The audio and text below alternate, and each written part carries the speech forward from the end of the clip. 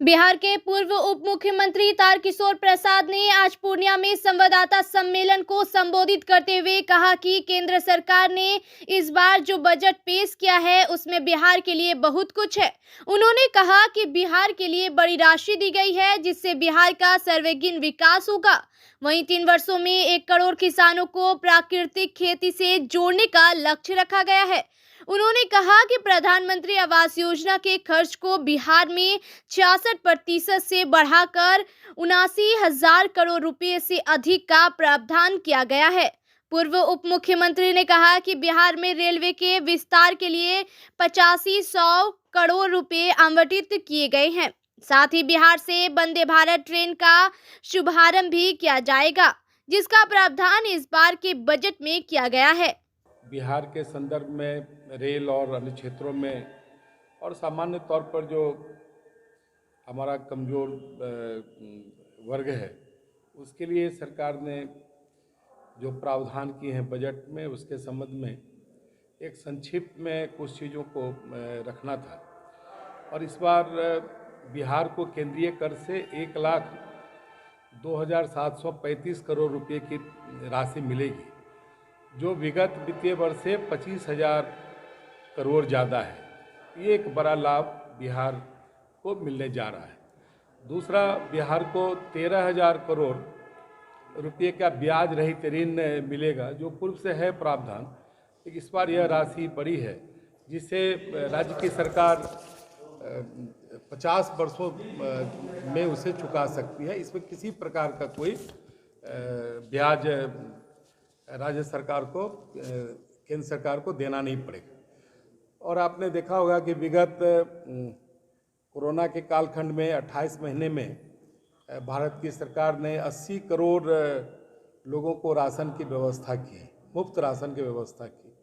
और इस बार भी 2 लाख करोड़ का बजटीय प्रावधान मुफ्त राशन के लिए भारत सरकार ने इस बजट में शामिल किया है।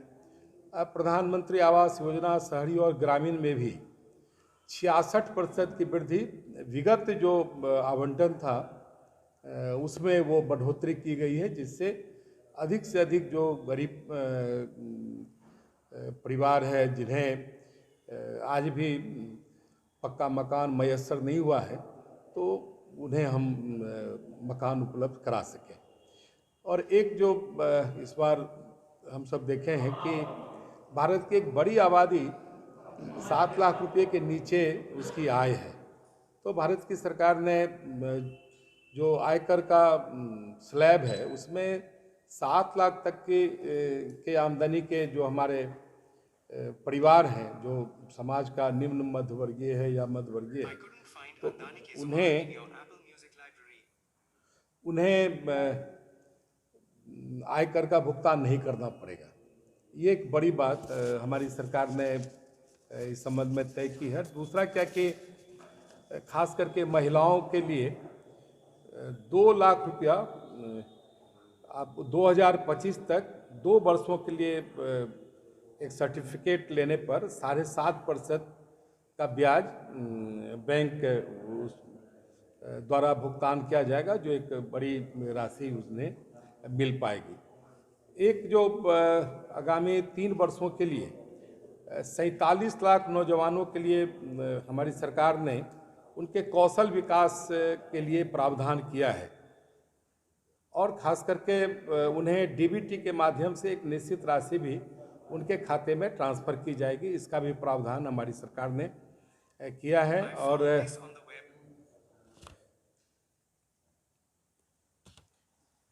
और युवा उद्यमियों के लिए, खास करके एग्रीकल्चर सेक्टर में जो एमएसएमई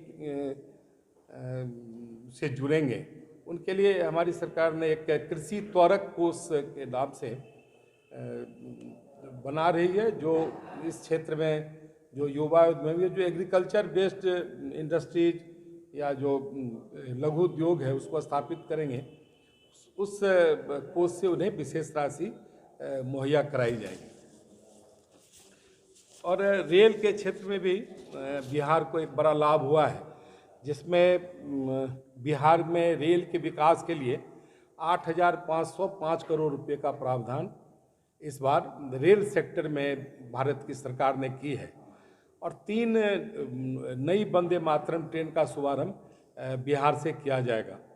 आपको पता ही है कि अमृत भारत स्टेशन योजना अंतर्गत लगभग 1000 स्टेशनों को इस योजना में शामिल करना है, जिसमें बिहार के 87 रेलवे स्टेशन इससे जुड़ेंगे और वो रेलवे स्टेशन का जो अपग्रेडेशन होगा वो काफ़ी बड़े स्तर में होगा और ख़ास करके बिहार में 17 रूटों का दोहरीकरण और 36 नए ट्रैक्स बिछाए जाएंगे। ये किस क्षेत्र में बड़ा काम होगा रेल के विस्तारीकरण में। खास करके हमारा जो यह क्षेत्र है जहाँ अररिया गलगलिया के लिए पहले से भी एक ट्रैक बन रहा है, उस ट्रैक से जितने गुड्स ट्रेन है उसी ट्रैक से जाएंगे, तो उसके लिए भी राशि का प्रावधान किया गया है। और यह सेवा शुरू होने से कई नई ट्रेनों को इस क्षेत्र से परिचालन का अवसर मिलेगा, क्योंकि बहुत सारा समय मालगाड़ियों के आवागमन में खास करके जो नॉर्थ ईस्टर्न जो गुड्स ट्रेन जाती है इसी होकर जाती है, तो उसके कारण भी कई अच्छी ट्रेनों का परिचालन इस क्षेत्र से नहीं हो पा रहा था। और भारत नेपाल जो हमारा पड़ोसी राष्ट्र है उसके साथ जो हमारा संबंध है, तो लगभग 100 करोड़ की राशि का प्रावधान किया गया है। विराटनगर तक हम रेल लाइन को ले जाएंगे, जिससे कि आवागमन के साथ साथ जो माल वाहक जो ट्रेन होंगे या जो कोचेज होंगे उससे सामानों का आना जाना ज़्यादा बेहतर ढंग से हो जाएगा।